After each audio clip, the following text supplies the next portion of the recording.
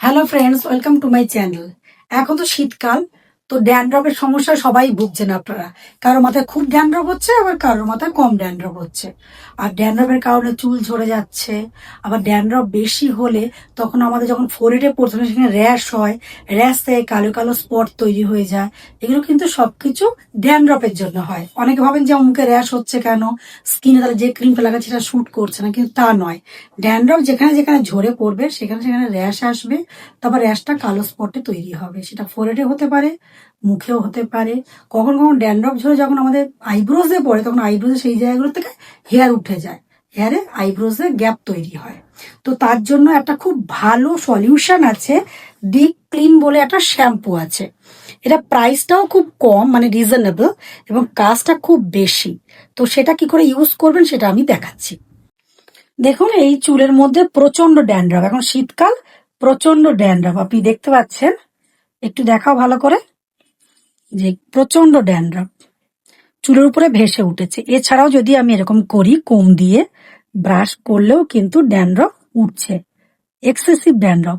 এইসব ড্যান্ড্রফের জন্য এই শ্যাম্পুটা খুব ভালো কাজ করে। এক্সেসিভ ড্যান্ড্রফ, কারণ এই ড্যান্ড্রফ যখন চাক চাক হয়ে যাবে তখন সেটা ডিজিজ। এখন এটা কিন্তু ডিজিজ না, এখন নর্মাল ডেড সেল উঠছে। ড্যান্ড্রফটা অ্যাকচুয়ালি ডেড সেল, এটা কোনো ডিজিজ না। শীতকালে আমাদের বাড়ে কারণ আমরা ভালো করে মাথা ক্লিন করতে পারি, মানে শ্যাম্পু আমরা যতবার 3বার কি 4বার করতে হবে সেভাবে শ্যাম্পু করতে পারি না।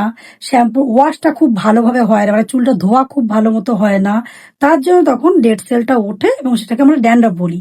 এটা যখন চাক চাক হবে, তার থেকে এক ধরনের রস বেরোবে এবং প্রচন্ড ইচিং হবে, মানে চুলকাবে, তখন সেটা কিন্তু ডিজিজে চলে যায়। আর তখন এক্সেসিভ হেয়ার ফল হয়। তো এরকম যখন ড্যান্ড্রফ এসে যাবে তখন আপনারা একটা ড্যান্ড্রফের শ্যাম্পু উইকলি 2 ডেজ উইকলি ড্যান্ড্রফের শ্যাম্পু ইউজ করবেন। তার জন্য এই যে ড্যান্ড্রফের শ্যাম্পুটা আছে এটা খুব এফেক্টিভ। এটা খুব ভালো করে জলের সঙ্গে গুলে মাথা স্কাল্পে দিয়ে ভালো করে আমাকে ঘষতে হবে, ফিঙ্গার টিপস দিয়ে ঘষতে হবে, নখ দিয়ে নয়, নেলস দিয়ে নয়, ফিঙ্গার টিপস দিয়ে খুব ভালো করে ঘষতে হবে। খুব ভালো করে 3 থেকে 4বার শ্যাম্পুটা করতে হবে।